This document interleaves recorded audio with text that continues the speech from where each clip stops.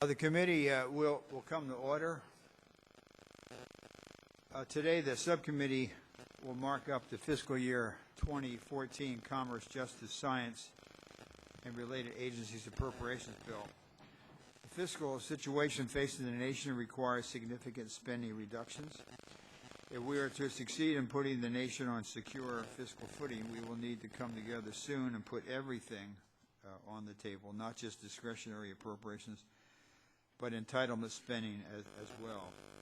In the meantime, this bill does our part by making significant reductions in discretionary spending while focusing limited resources on key federal priorities.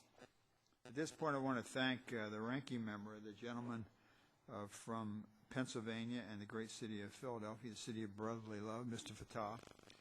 He's been an excellent partner at every step in our process, including providing vigorous oversight during our intensive hearing schedule.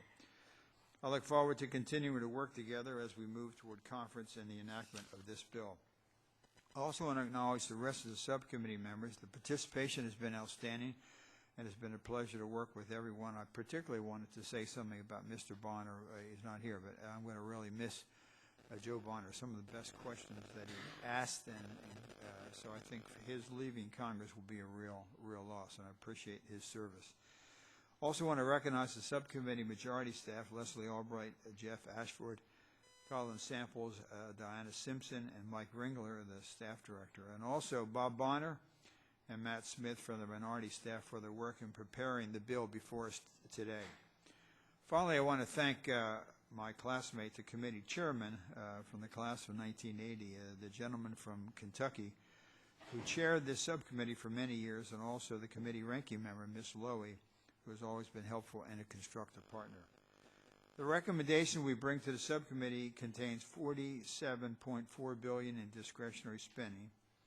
This is 5.6% below the current fiscal year, 7.4% below the President's request, and less than 1% above the post-sequestration level.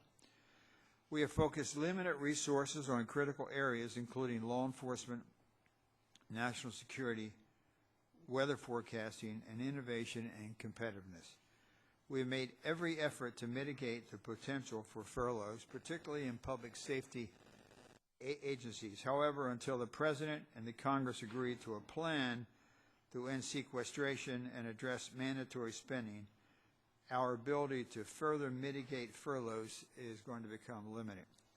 In the current fiscal year, the subcommittee has approved reprogramming proposals as necessary to help agencies manage program and personnel impacts resulting from sequestration. There are no furloughs at the Bureau of Prisons, at the FBI, at the Justice Department because of allowing them to rearrange. Also, the subcommittee repeatedly asked the Department of Commerce to reprogram funds to avoid furloughs in the National Weather Service, which it ultimately did after the deadly tornadoes in Oklahoma. So there were no furloughs at the Department of Commerce. Many of the sources from which the funds were reprogrammed in the current year will not be available in FY14, particularly for the Department of Justice. A grand bargain of some type to end sequestration and address mandatory spending will be necessary to solve the problem. To briefly describe some of the highlights of the bill today, the bill includes $7.5 billion for the Department of Commerce. The loss of life, tragedy, and economic disruption of severe weather has been all too evident recently. I'm pleased that this bill includes funding above the request for the National Weather Service operations, and a combined $1.8 billion for NOAA's 2 next-generation weather satellite systems to provide the data that is essential to accurate warnings and forecasts. The bill includes critical investments in manufacturing and job creation, including $120 million for manufacturing extension partnerships. The bill funds a task force and grant program to incentivize U.S. companies to bring their manufacturing and services activities back to the United States. The bill includes $7.7 billion for scientific research and related programs at NSF and NIST. Investments in scientific research are key to long-term economic growth and job creation and are the foundation for the security and the economic well-being of future generations. Developing a well-educated STEM workforce is also critical to American competitiveness, and more than $1 billion is provided throughout the bill for science education. For NASA, the bill includes $16.6 billion, including $3.6 billion for space exploration. This funding will keep NASA on schedule for upcoming flight milestones for the Orion crew vehicle and the Space Launch System. I'm also pleased to note that the bill includes $566 million for aeronautics research. Aerospace is a pillar of the American manufacturing sector, job creator, and this investment will boost our aviation competitiveness. The bill also includes $4.8 billion for NASA science programs. This amount restores cuts in the President's request that would have inhibited progress on planetary science goals, including missions to Mars and Europa. The bill provides $26.3 billion for the Department of Justice.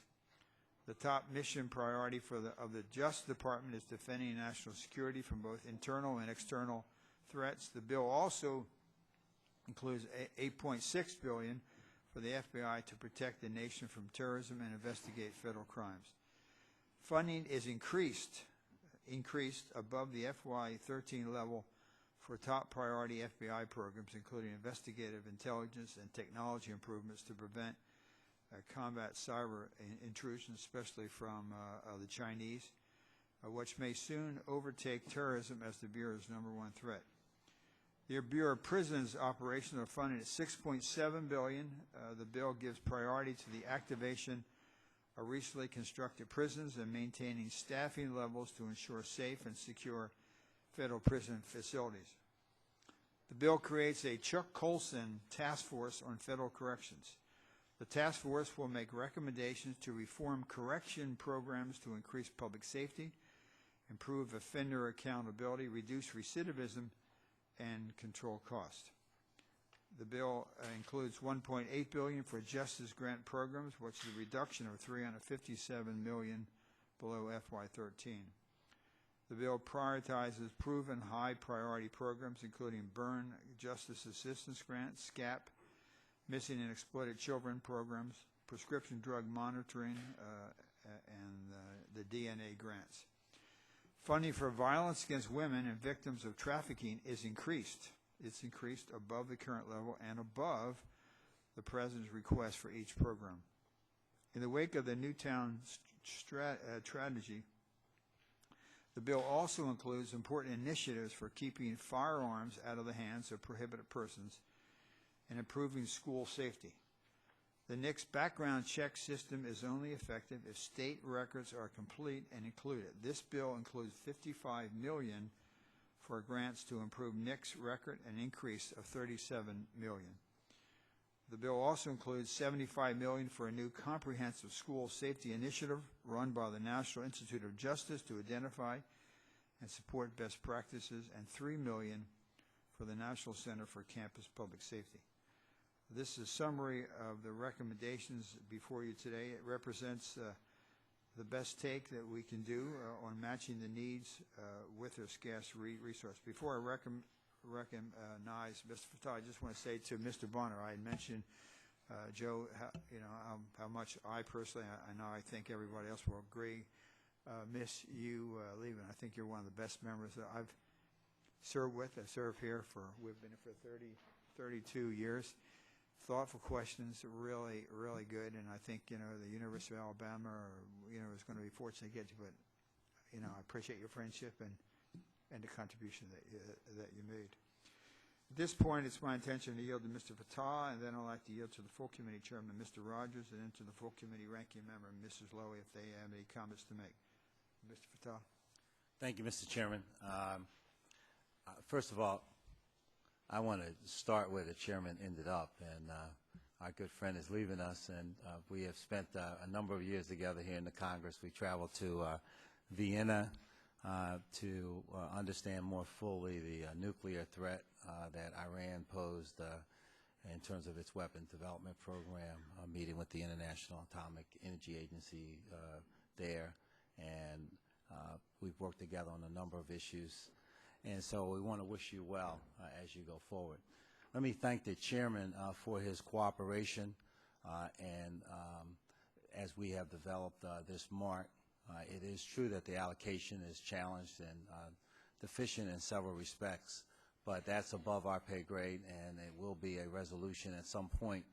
The Senate allocation is almost $5 billion above ours, but the chairman and I, one of the brave souls, two of the brave souls in the Congress who voted for Simpson-Bowles, we believe that a fiscal resolution needs to be had so that we can focus on the priorities for the country. But I think that this mark, even though we could find areas where we would change the math slightly, it takes the best approach that is possible given the low allocation, given where we are. So I want to mention a couple of things and thank the chairman publicly for it, even though obviously I've talked to him privately about it. But this committee was the impetus for the neuroscience initiative I raised with the committee 2 years ago, and we put into the bill.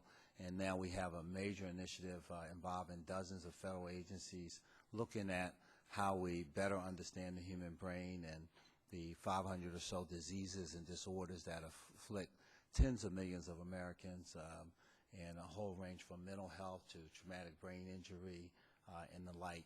And the bill today furthers that work and provides resources in the millions of dollars to continue that work through the National Science Foundation. I want to thank the chairman, and I believe this is going to have an extraordinary impact.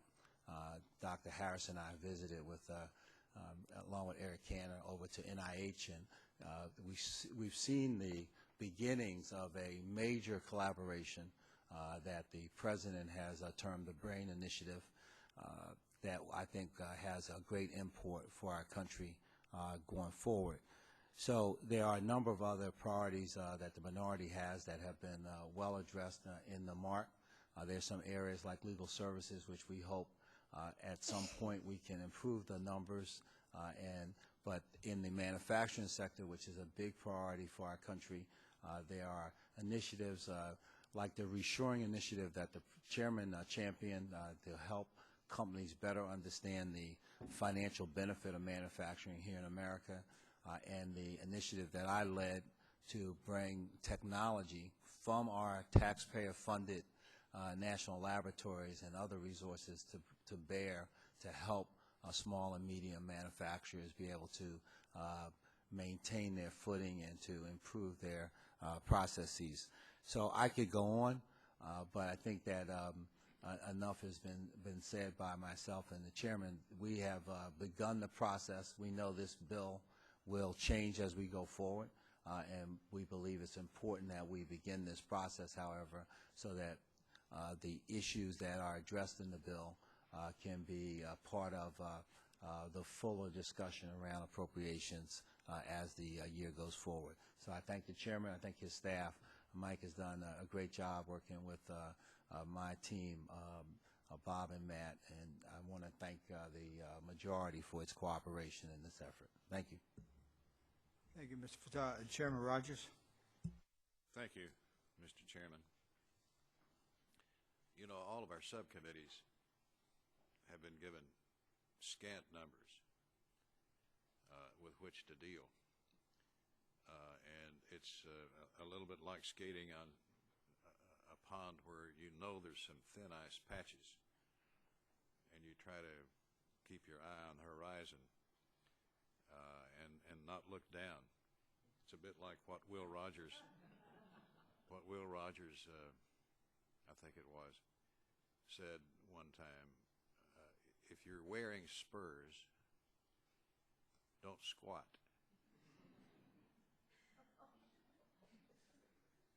And Chairman Wolf and Mr. Fattah and the members of the subcommittee and staff have really skated around, I think, some thin ice patches, and have done a good job, I think, of bringing a bill that we all can enthusiastically support. We're confronted with a slow-moving economic recovery, unprecedented deficit spending, out-of-control debt. And with that, our committees have been tasked with putting forward appropriations bills that that more closely align our federal spending to the unsettling fiscal realities confronting the country. We've proceeded under regular order to produce measured and responsible legislation which right-sizes our government and puts us on a more sustainable trajectory for discretionary federal spending. The bill before us today is no exception. It includes, as the chairman says, $47.4 billion. That's $2.8 billion below the enacted level of 13, and an additional $1 billion below the president's budget request. And these cuts obviously were not easy. But given the aforementioned fiscal realities, compounded by a lack of leadership in addressing our ballooning entitlement programs, they're absolutely necessary. The chairman has taken pains to first root out extraneous, duplicative, unnecessary programs to save dollars while prioritizing some of the most critical aspects of government. Within the overall reduction, strategic increases are included for the federal law enforcement on the front lines who protect our citizens from criminals and terrorists at home and abroad, as well as the acquisition of our country's next generation of weather forecasting satellites. We've also continued to support critical programs which maintain the competitiveness of U.S. businesses and industries, and those which promote the scientific research that will help America continue to lead the world in innovation. These targeted investments will surely help grow our economy and create jobs. I'm also deeply grateful to the chairman for his support in this bill for efforts to bring under control our country's fastest growing drug threat, the abuse of prescription drugs, which the Center for Disease Control has said was a national epidemic. We saw last week a new report that more American women now die of overdoses from pain pills like OxyContin than from cervical cancer or homicide. In one decade, fatal overdoses more than quintupled among women, more than tripled among men, and more people are dying from prescription drug abuse than car wrecks. And this senseless loss of life has to end. This legislation provides the DEA and U.S. attorneys with the resources to investigate and prosecute the so-called dealers in white coats running rogue pain clinics, supports struggling addicts and our soldiers returning from war through recovery with drug and veterans courts, and contains funding for vital tools like state-run prescription monitoring programs that help physicians make more informed decisions when prescribing these powerful medications. Every state now, except Missouri, has a prescription monitoring program that allows prescribing doctors, pharmacists, and in some cases law enforcement, the chance to see who is prescribing what medicines and how much and how often. Now those state systems are linking together and providing across state line information to the same extent in an effort to prevent doctor shopping and double filling of prescriptions. So this subcommittee has been at the forefront of that from the very beginning. And I want to thank the chairman for his long effort and the ranking member and others on the committee for their long efforts in this regard. It's testament to the diligence of this subcommittee and the chairman that we've been able to maintain funding for these programs and projects of vital importance to our nation and its future competitiveness, while also realizing significant savings for the taxpayer. So I congratulate the chairman and ranking member and members of the subcommittee and staff for a good job on a good bill that we can all heartily recommend. Thank you, Mr. Chairman. Thank you, Mr. Chairman. Ms. Lowy, ranking member. Thank you very much, Chairman Wolf, Chairman Rogers, Ranking Member, Mr. Fattah.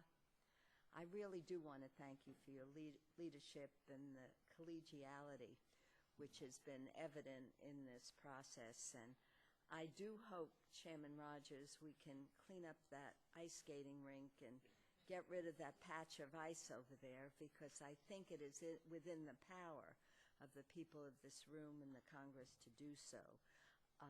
And in fact, I do want to also express good wishes to Mr. Bonner and his wonderful smile. And I know you're looking forward to the next phase of your life, and it's been a pleasure working with you and getting to know you. Before I focus on the bill, both Chairman Rogers and Chairman Wolf referenced putting entitlement on the table. And I think most of us would agree on that premise. I've been hearing this claim over and over again that the president is unwilling to negotiate on entitlements. Apparently, many have forgotten about the president's offer to Speaker Boehner before the Republican leader walked away from negotiations last December, and I understand they were this close. The president included his deficit reduction proposal, which would replace sequestration in the FY14 budget, his FY14 budget. And it built upon the $2.5 trillion in deficit reduction that Congress has passed and the president has signed. The Obama compromise includes an additional $1.5 trillion in savings. Frankly, it's very puzzling to me that members of this committee would claim the president doesn't have a plan after the Republican speaker walked away from the president's compromise offer last year and then reiterated his plan in the budget request. So I think it's important as we make these comments that we review what happened in December, we review the president's budget request and get on with it. Because I know, as a member of this Appropriation Committee for a very long time, our chairs and our ranking members don't want to waste this time putting together a budget that won't become reality, and we know it's deficient, as good as it is in many ways. So I do hope we can move forward, Republican, Democrat, and the White House getting together and really getting this done. Now, a couple of remarks about the actual bill, because you worked so hard on it, and I particularly appreciate your work on the brain.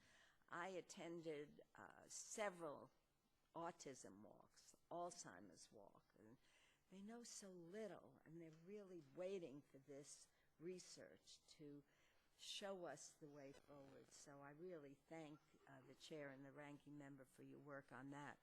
And the bill does provide good funding levels for a number of important efforts in addition, such as Violence Against Women Act services, the National Weather Service, the Burn Justice Assistance Grant programs. I thank you for your work on that. The mark includes $75 million for a comprehensive school safety program, despite the fact that it was half of the request to add school resource officers and improve security in our schools based on the needs of local communities. In addition, it would provide $55 million in grants to states to improve the records for the National Instant Background Check system. However, Congress has yet to pass bipartisan, common sense gun violence prevention measures. 7 months after the tragedy at Newtown. This mark preserves the status quo as it retains the same gun riders as last year, rather than work together to reduce the epidemic of violence and the prevalence of illegal guns. Like most of the other subcommittees, this panel is faced with an inadequate allocation that is $4.7 billion, or 7.5% below the president's request. Numerous vital efforts would not receive adequate resources. For example, while federal law enforcement is funded above post-sequestration levels, Some special agents and attorneys who prevent, investigate, prosecute acts of crime and terrorism will likely face furloughs under this allocation. The COPS hiring program is zeroed out. Had it been funded, the administration's request would have provided grants to support the hiring of 8,310 officers. While the bill increases funding for the National Weather Service to predict and warn the public of severe weather events, reductions to components of NOAA, including coastal zone management grants, will make it more difficult for communities to prepare, mitigate, and recover from storms, leaving out shorelines and coasts more at risk. We cannot meet the needs of federal law enforcement, prosecute criminals, or protect public safety with an allocation this low. Without first replacing the sequester, research by NASA and the National Science Foundation efforts to study and combat climate change, and economic priorities such as the Minority Business Development Administration, trade adjustment assistance will all be limited. It is my sincere hope that we can replace the sequester once and for all and improve this bill as the process moves forward. So thank you, Mr. Chairman. Thank you, Ms. Lowy. Any comments or anything from any of the members? Mr. Schiff. Mr. Chairman, I'll be very brief. I just wanted to thank you, Mr. Chairman, and to thank our ranking member for your strong advocacy for planetary science for Mars and Europa. Mr. Chairman, Mr. Fattah, you've been consistent and wonderful supporters, and the great many brilliant people working in this area are deeply appreciative. And I particularly want to thank you for the very strong report language that I want to read, because I think it's so powerful and important. On planetary science, NASA has once again proposed damaging and disproportionate reductions in the planetary science budget without any substantive justification. At the requested level, which represents a cut of more than 7% below a post-sequester level, NASA would be unable to meet the major scientific goals of the Planetary Science Decadal Survey in a timely manner, lose its role as the international leader in the field, drive uniquely qualified and promising talent out of the field, perhaps permanently, and increase the risk level on existing projects due to the inefficient phasing of funds. The committee's recommendation seeks to address these shortcomings while also achieving programmatic balance among project destinations and sizes. Very powerful language, and I think a very important message both for the House and Senate to deliver that planetary science is important to the American people and the Congress. So, Mr. Chairman, I want to thank you again. I also wanted to echo your comments and others about Mr. Bonner. It's a great mixed emotion that we see you going on to do other wonderful things. It's been a real privilege to work with you, and we would be very lucky to have a lot more members like you. So just want to wish you all the best. Thank you, Mr. Chairman. Thank you, Mr. Schiff. Any member? Mr. Chairman, I also want to just thank you for your support for the sciences, for NASA. It's been steadfast throughout your tenure as chairman of this subcommittee. All of us on this subcommittee are here because of our passion, not only for the country, but for the investment that needs to be made in our future through investments to the National Science Foundation, through NASA, through Planetary. You've been there for all of them, for NIST, and we deeply, deeply appreciate your commitment and that of the ranking member as well. Thank you, sir. Thank you, Mr. Colbert. Mr. Chairman. Mr. Serrano? Mr. Chairman, I had the good fortune, the opportunity, and my own markup as ranking member this morning, a few minutes ago, to bid farewell momentarily to Joe Bonner and to remind the world what a great guy I think he is, and he knows he's not on the list of the people I wanted to leave Congress. Just none in this committee, but and I take the privilege of being the only member of this committee who was ranking member to both you, Chairman Wolf, and you, Chairman Rogers, at different times, and we've worked together, and I appreciate the work you've done with ranking member Fattah. Two brief comments on the work you've done. I hope as the process goes through, we can do something better for the Legal Services Corporation. It's a great program. I know it's a program we all support. interestingly enough, a program that's been around for a long, long time from a Republican president who felt that people should be protected at all times. So I hope that as we go along, we do this. And while it might be little noticed, this is a very historic moment, or the beginning of a historic process. And I want to thank Ranking Member Fatah and yourself, Chairman Wolf, for including the language that the President asked for regarding a vote to determine the political status of Puerto Rico. As you know, I was born in the territory, or the colony, as some would think. It's been 115 years that Puerto Ricans have been waiting for Congress, not themselves. They've done it a few times, for Congress to say, have a vote. And since the issue always is statehood, it should be noted for the members of the committee that the party in control of both houses of the legislature and the governorship is not the statehood party, and so they will be charged with the responsibility of writing the ballot. The bill calls, the language calls for the Justice Department to look at the ballot and determine that it's constitutional, and it doesn't commit us to anything but to take it up, and that's why I think it's a fair approach. They vote after 115 years. They tell us what they wish for themselves. We then take it up, and maybe we can begin the process of ending this colonial status that has existed for 115 years. And so, as a member of Congress, but personally, as an American, I thank you, because I do find myself in that unique situation of having been born in the territory and now serving in the Congress that holds, if you will, the territory. And so to me, this is very important, and I thank you for allowing the language to stay in. Thank you. Thank you. Mr. Chairman, Mr. Rogers, Chairman. I can't let this opportunity pass to also say thank you to Joe Bonner for the great service he's rendered to this committee, this subcommittee, to the Congress and to the country. And I'm sure Alabamans will welcome him home to his new chores at the university with open arms, but we will wish him adieu with great sadness, because he's been such a great member, a great friend, a great mentor to me, an advisor, pal. And so, Joe, we're going to miss you. And it's remarkable the number of members on both sides of the aisle who are so entranced with your friendship, as we all are, and all of us, I'm sure, would want to have these kinds of things said about us when we leave this place. I'll repeat something I said at the earlier markup this morning. Another Will Rogers saying. He says, if you don't go to other people's funerals, they won't come to yours.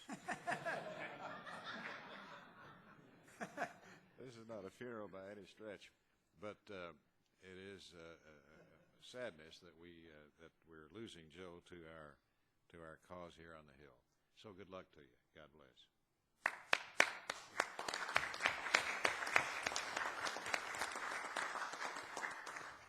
Mr. Adderall, yeah.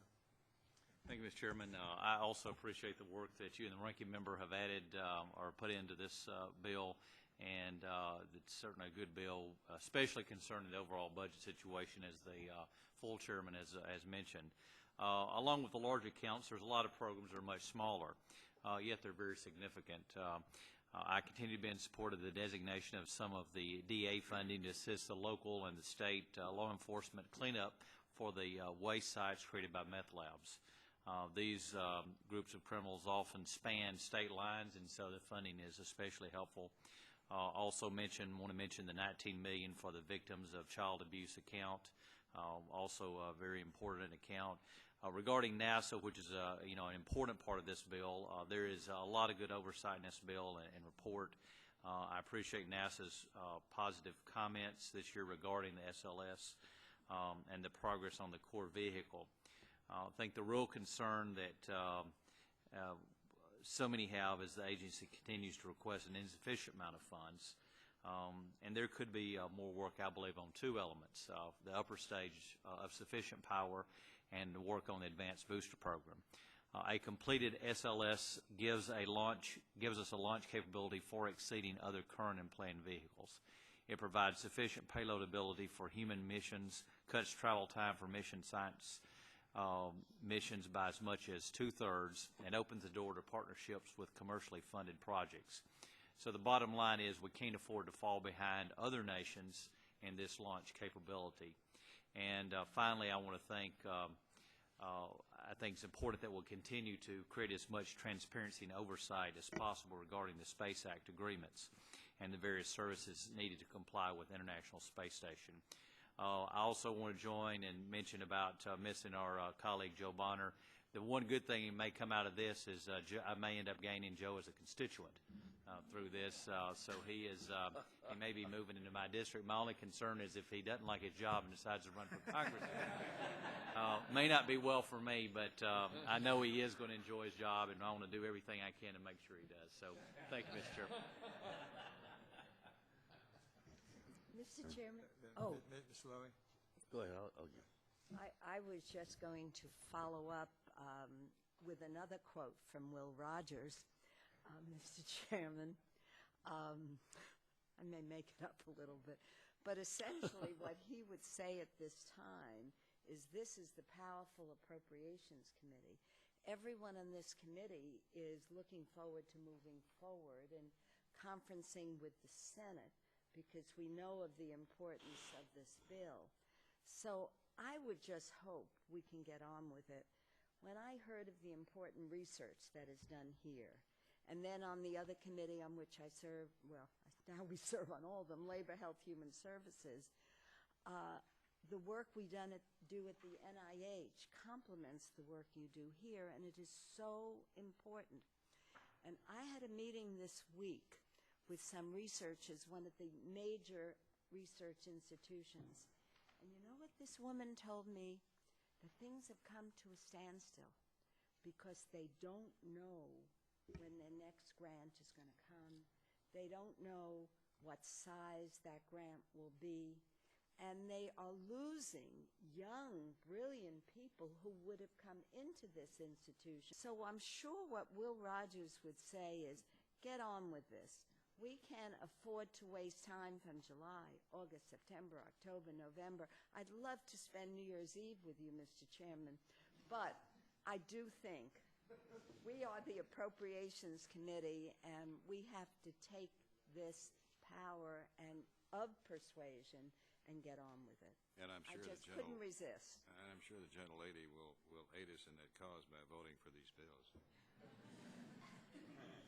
Mr. Hunter? Thank you, Mr. Chairman. I wanted to pass forward so we can vote on a conference bill that I'm sure will meet your expectations, sir.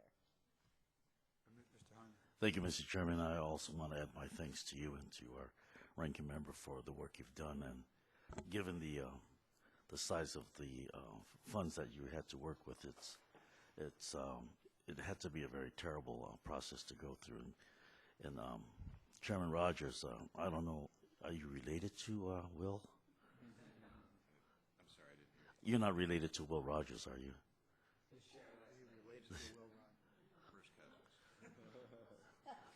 First cousins. First cousins, all right. I just want to make it clear that I'm his uncle.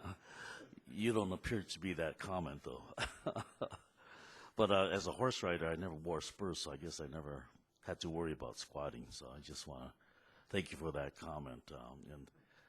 And I just want to let you know that I'm not feeling any pressure at all to say, you know, we're going to miss you or anything else like that because everybody else said it. But since you're going to an institution of higher learning, and you know how this process works, you probably find ways to get more money for your institutions besides your smile. But I know that we as colleagues, as we spend time together in these subcommittees, that this is probably the only place that we get to know each other more intimately than we do on the floor. So I do appreciate this process and our ability to work together.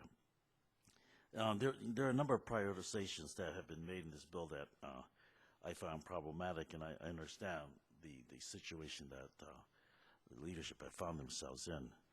There are problems faced by agencies within our jurisdictions that this bill will not solve, and there are provisions in this bill that make it harder for U.S. companies trying to do business in both our own market and in the foreign markets to sell their products to the agencies covered by this bill.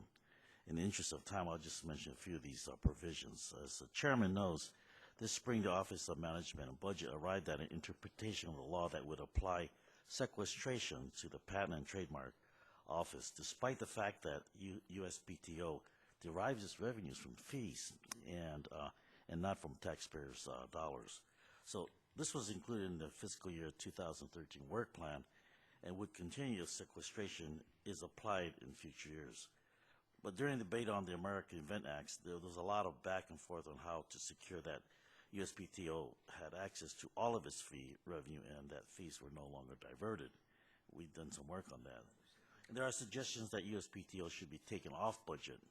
But members and leaders of this committee fought to keep PTO in the appropriations process while promising that fees would not be diverted again, and yet here we are less than 2 years later seeing fee diversion. I understand that we as a Congress need to fix sequestration overall, and I wholeheartedly support the efforts to do that, but we on this committee have a special responsibility to fix its impact on USPTO, since some of us had an outsized role in making it vulnerable to sequestration. But this bill does not do so, which means that the Patent and Trademark Office will not be able to hire new examiners, and judges will not be able to upgrade technology needed to improve services for applicants, and we're forced to delay the opening of the planned satellite offices, all of which will harm innovators across this country and our economy and job creation. I plan to offer an amendment at full committee to hopefully address this problem. There are other shortcomings in this bill as well. While I'm grateful to the chairman for including $165 million for the State Criminal Alien Assistance Program, SCAP, after it was zeroed out once again in the president's budget, because we can't keep playing this budget game year after year. And I know that we know this. And it isn't a game for the states, counties, and cities that are bearing the cost for the federal responsibilities and not getting reimbursed. It means that they can't do the job they're supposed to be doing, keeping the public safe, providing services to meet the needs of local communities, repairing roads and others. So we must start to live up to the commitment made when SCAP was created, or else relieve our communities of this unfunded mandate. There's a provision in this bill that continues a policy started in the FY13 continuing resolution that places restrictions on the acquisition of information technology systems by the Department of Commerce and Justice, NASA, and NSF. And I understand that the chairman is concerned about cyber threats, but I do not believe that this provision is the best way to achieve this goal. It gives our international competitors justification for erecting market access barriers against U.S.-based companies, and its vague wording is causing different interpretation and inconsistent application that is hampering progress on federal contracts and projects. I believe we would be better served by taking a holistic approach to information technology security that is risk-based, transparent, flexible, and standards-based, so that other nations cannot use our efforts to improve cybersecurity as an excuse to exclude U.S. products. Finally, it's disappointing that we have not been able to do more in this bill to support the President's proposal for National Network for Manufacturing Innovation, better known as NNMI. And Mr. Chairman, I know we share a belief that domestic manufacturing is critical for growing the American economy, and that we should be working to promote advanced manufacturing in the U.S. And I realize that the NNMI proposal requires action by the authorizing committee, but I hope that we can provide the necessary support as authorization legislation works its way through the legislative process. And I hope that we can work together to address these and other challenges that our nation faces as this bill works its way through the process to full committee and beyond. And let me close, Mr. Chairman, by also adding my thanks to your great interest on weather satellites and making sure that we're able to anticipate things like that happened in Fukushima, and be able to deploy this kind of technology throughout our different oceans so that we'll be able to make people safe. And I still think that people still remember your efforts after the tsunami that hit and devastated India. And the neurological research is going to help our friend Bonner and the universities. I know that. So he'll probably be coming back for more money to play on our, willingness to help them out in the neurological research. Thank you, Mr. Chairman. I would just comment, thank the gentleman for the comments. Every member ought to read you ought to read the Intel report that Mr. Rogers and Ruppersberger did on Huawei and ZTE.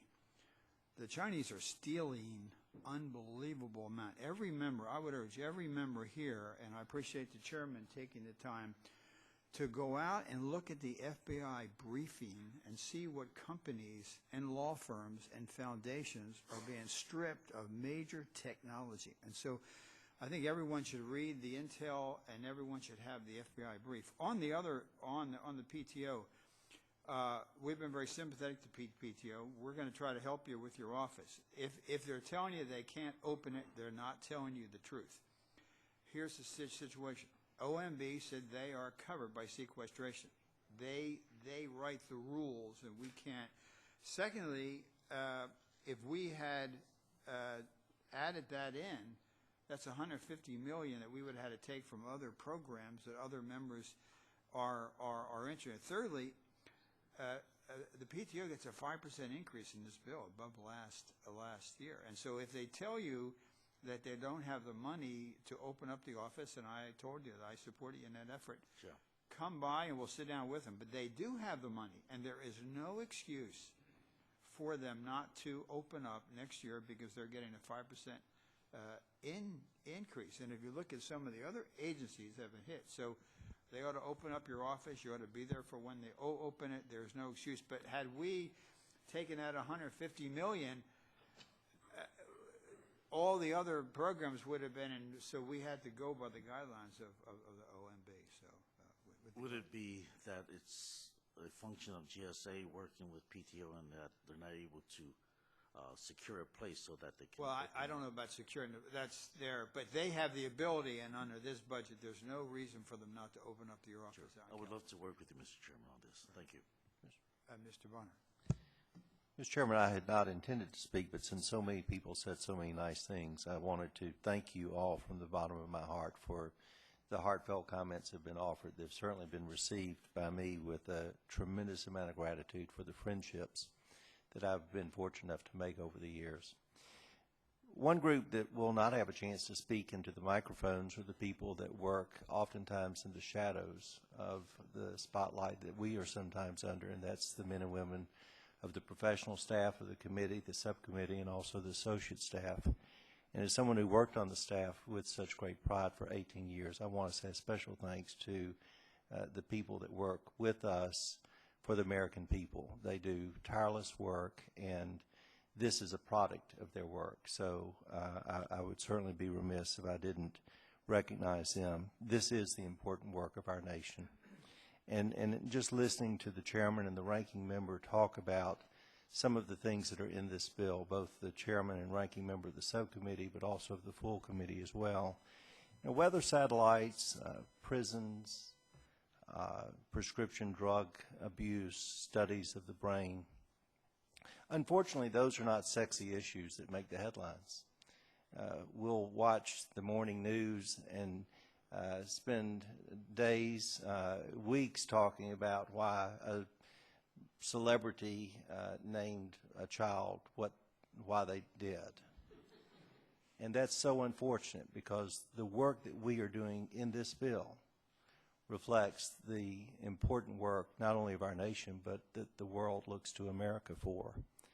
And while I could say something about each and every one here, I would be especially remiss if I didn't talk for just a moment before I go to the motion, unless there's someone else that the chair recognizes, about the passion, the principled leadership and voice, whether it's on human rights or on fiscal sanity, of Chairman Wolf.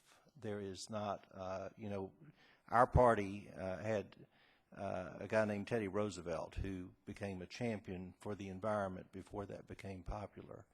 And there have been many members on both sides, I think about Tom Lantos and others who became a voice of leadership on human rights. but no one brings such passion and conviction as Chairman Wolf. So it has been a tremendous honor serving on this subcommittee with you and with all of you. And I'm also reminded of the scene from The Adventures of Tom Sawyer, where Tom and Huck were listening to what was believed to be their funerals. And after they saw the entire church congregation break down in tears, they came out to remind everyone they were alive. So I am alive.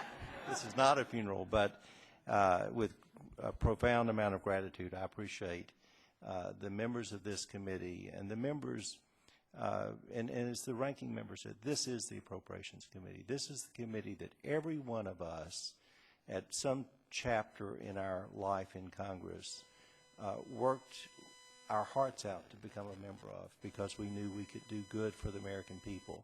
It is a committee that still does good, and I've been honored to be a part of it. So thank you so much. I yield now to the Vice Chairman, Mr. Bonner, for a motion. Mr. Chairman, Yes, if I could just have a minute. I apologize. Mr. Harris. Thank you very much. And I'll be very brief, but it's just a follow-up on an issue of concern that was brought up during one of the hearings. We are the Appropriations Committee. We are expected to fund the executive branch, which unfortunately I think is having an increasing pattern of disregarding the will of Congress and most recently the will of the law itself, disregarding the law itself. The situation was, as you may recall, we had the Attorney General appear on April 18th. Shortly after, a subpoena was issued to Assistant Attorney General Perez, requesting personal emails that were used for official business, and which we didn't know at the time. The night before, they had actually, the Department of Justice had communicated with the Oversight Committee and indicated that, in fact, 1,200 times personal emails were used for referring to or relating to official business, and yet only 34 had been allowed to be viewed at the Department of Justice by the committee. Mr. Chairman, that, if you might recall, the Attorney General at that time said that the subpoena had been complied with. Because my question to him was, as the Attorney General of the country, was he going to recognize the importance and legality of a congressional subpoena to one of his employees? And he dismissed it as the subpoena was complied with. Well, Mr. Chairman, it was not complied with. In fact, it still is not being complied with. Is this a subpoena issued by our subcommittee? No, I said the Committee on Oversight. Okay, well, this is a subcommittee on appropriations, so... Well, Mr. Ranking Member, I believe you were there. You were there at the hearing. This is about, and this is the exact issue. We fund the Department of Justice. We are funding currently an employee who is not responsive to a congressional subpoena and has not been responsive for 3 months. So, Mr. Ranking Member, I would beg to differ. That is exactly the purpose of this Appropriations Committee, is to see that taxpayer funds paying a highly paid public employee who is disregarding the will of Congress in contradiction to the Constitution, which says that the Mr. Ranking Member, I will yield in a minute. Okay. The Constitution, which says that the purpose of the executive branch is to carry out the will of Congress and the law.